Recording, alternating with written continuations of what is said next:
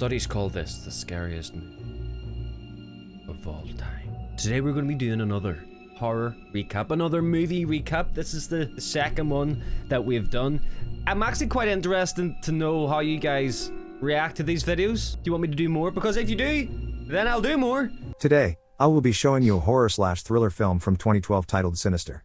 Spoilers ahead. Oh, wait. Watch out and take care. A thriller film from 2012 titled Sinister. I remember watching this, bro. I think I've seen this one time, and it was in the movies when it came out. So 2012, literally 10 years ago. How is that 10 years past already? Holy fuck. Spoilers ahead. Watch out and take care. At the beginning of the movie, we see a horrifying scene of a family of 4 being hung on a tree. The scene changes to a man moving into a new house with his family.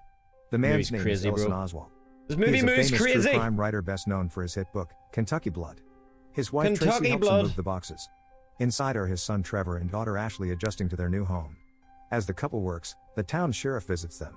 Ellison's last true crime book had caused a criminal to set free. The sheriff doesn't want Ellison to cause the same scene in the town. Oh, wait, so I didn't know that. I thought he just wrote a book about a town that, you know, a bad murder happened in. I didn't realize that the book that he wrote helped a murderer go free. As the couple works, the town sheriff visits them. Ellison's last true crime book had caused a criminal to set free. The sheriff doesn't want Ellison to cause the same scene in the town, so he advises him to leave. Ellison, however, disagrees. Tracy suspects that Ellison has bought a home near a crime scene again. She asks him, but Ellison lies and says no.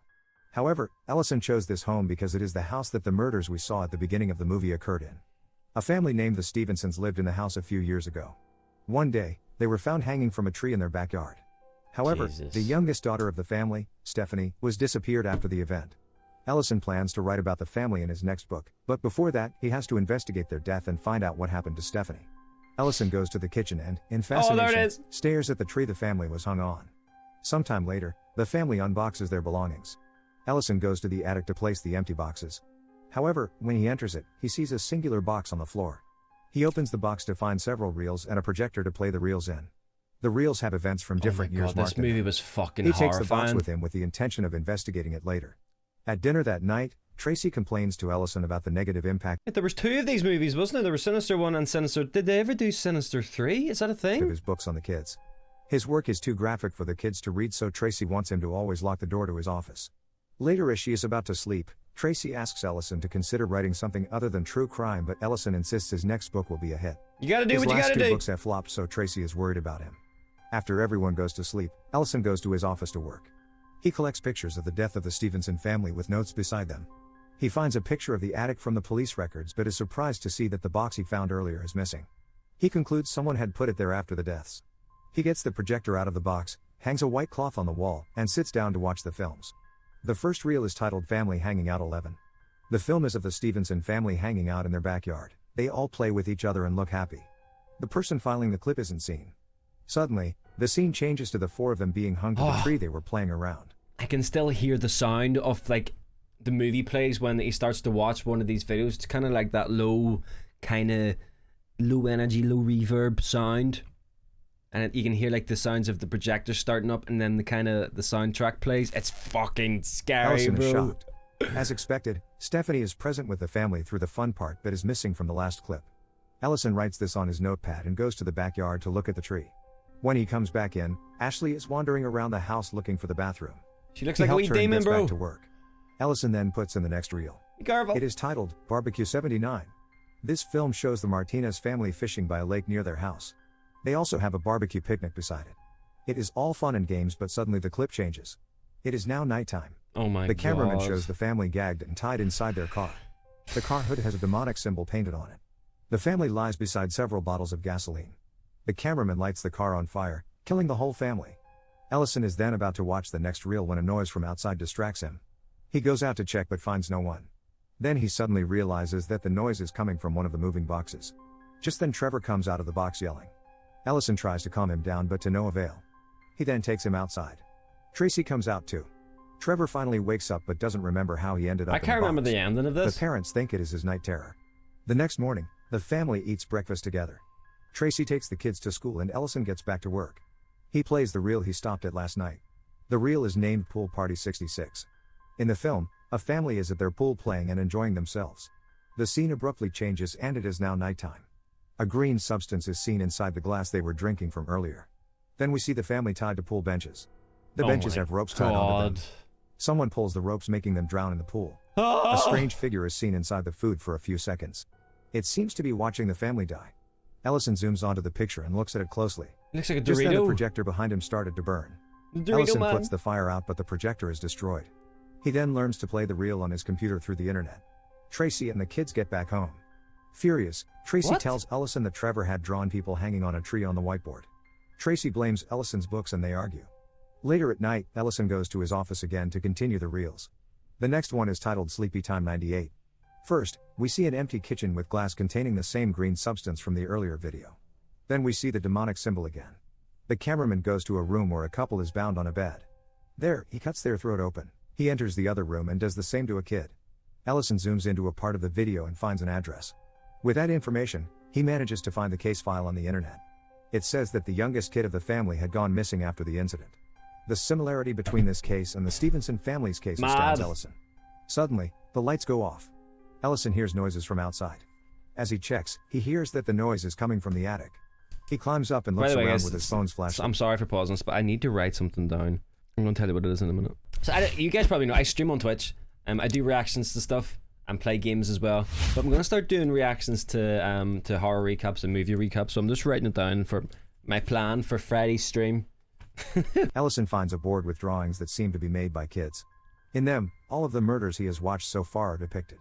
Strangely, a figure called the Mr. Boogie is in every drawing. The attic floors are weak, so when Ellison moves, it breaks, sending him down to the floor. It is almost morning now. The police arrive at the house as Ellison claims that there was an intruder. His leg is hurt from the fall. The deputy suspects that the noises were made by squirrels as there are no signs of an invasion. The deputy is Ellison's fan. He tells him of his wish to be included in the acknowledgements part of his new book. Ellison asks him for help. He wants the deputy to provide reports of these murders to him. The deputy agrees and leaves. Last night, he has taken pictures of the drawing in the attic. He investigates it and watches the videos of the murders on repeat. Ellison then makes a surprising revelation. In every video, a tall figure stands in the background. Its face doesn't look human. You imagine seeing that later, though. The deputy police officer calls him. He gives Ellison the name and address of one of the families in the video. The murders took place at different times and in different cities across the country. I can remember. Then he finds that the Stevenson his family name was like lived in the house Gruel where or something? the Miller family were murdered before moving to Pennsylvania. After the call, Ellison finds a video he had accidentally taken when he fell from the attic earlier. He is terrified to see several hands pushing him down. He quickly shuts the laptop. Later that night, a noise wakes Ellison. He goes into his office to check and finds the projector displaying the picture of the Stevenson family displayed on the wall. He turns it off. Then Ellison watches the tree in the backyard through the window. Suddenly, the figure from the video clips appears in the backyard.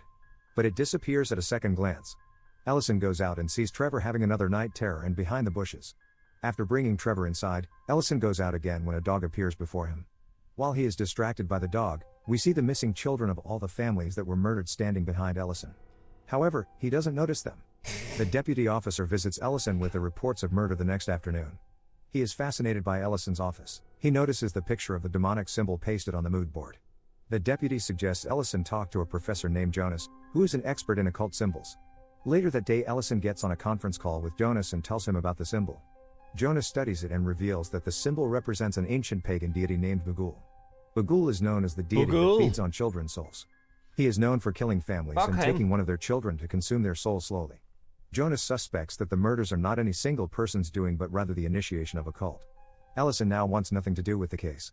He keeps the reels and the projector back in the box, locks his office and goes to sleep. However, that night he is awoken by a noise.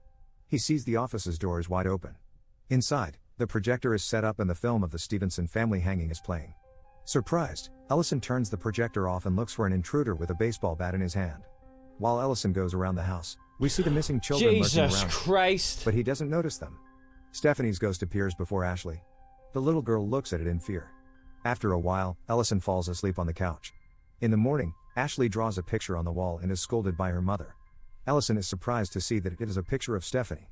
Ashley reveals that she is the girl who lived in the house before them. Tracy figures Ellison's real intentions for buying this house. She cannot believe that Ellison lied to her and is furious at him. Oh, Ellison. The two get into a huge argument. Oh, Ellison. That night, Ellison is again woken up by a noise. This time he realizes that the noise is coming from the attic. Even the attic's ladder is down. Curious, Ellison climbs up to look inside. As he peeks into the room, Ellison is beyond terrified to come face to face with all the missing children. They watch a clip of Bagul. The children stare at Ellison. Just then, Bagul appears in front of him. Ellison slips off the attic door and falls to the ground. A few seconds later, someone throws the box of reels and the projector through the Arctic's door. Ellison then brings the reels and the projector to the backyard to burn them. Tracy comes outside and inquires about what he is doing. Ellison urges her to wake the kids and pack the essentials. He doesn't want to stay at the house anymore. Tracy doesn't ask any questions. The family then drives away from the house. Ellison drives all night and reaches a new house in the morning. He calls the movers to bring their belongings. They're literally from the moving into house. a fucking That mansion. morning, Ellison receives an email from Professor Jonas. Why did they move to the other one in the first place? Jonas has researched Bagul and found out that the deity has the ability to possess pictures and films. Ellison finally figures out that the film of the murders was possessed. He asks Jonas what happens if the possessed pictures are destroyed, but Jonas has no answer. After the call, Ellison deletes all the pictures and videos of the murders. The family's belongings arrive. Ellison is again moving the boxes to house's attic. He finds the box of reels and projector in the attic. The films have followed them to the new house. However, an extra envelope in the box catches Ellison's eyes. It says extended cut endings. Ellison is about to play the new clips when he gets a call from the deputy, who claims to have found another secret about the murders. The murdered families had lived in each other's previous homes. Each new murder occurred shortly after the family moved from the crime scene into a new residence. Hence, now that they have moved from the previous house to the new one, they are basically next in line to be murdered. Not wanting to believe it, Ellison cuts the phone. He then plays the new clips. A new secret is revealed. The clips of their family dying were filmed by the missing kids themselves. Horrified, Ellison watches the video of the kids killing their family with a smile on their faces. Ellison begins to feel lightheaded as he watches it. When he looks at his teacup, he finds the same green liquid from the videos. A note that says "Good night, Daddy" in Ashley's handwriting lies under his cup. As he realizes that the tea was drugged, he falls unconscious. Ashley watches him as he falls. Ellison wakes up after a while. Tracy and Trevor lie beside him on the ground. All three of them are tied. Ashley stands in front of him with an axe and a video camera. She puts the camera at a better angle and hits her father with the axe. Sometime later, we see that the walls are covered in blood. Ashley has drawn a unicorn, cat, and Bagul's symbol on the wall. Later, she is in Ellison's office drawing Ellison, Tracy, and Trevor's bodies decapitated. The little girl has beheaded her family. Then the missing kids watch Ashley from inside a video. Not great. They run away when they see Bagul appear near Ashley. Bagul then takes Ashley with him into the clip. Okay, ladies and gentlemen, I'm not gonna lie, I actually kind of love doing this. So I don't know whether I'm gonna make more videos of it or just do reactions to them on Twitch.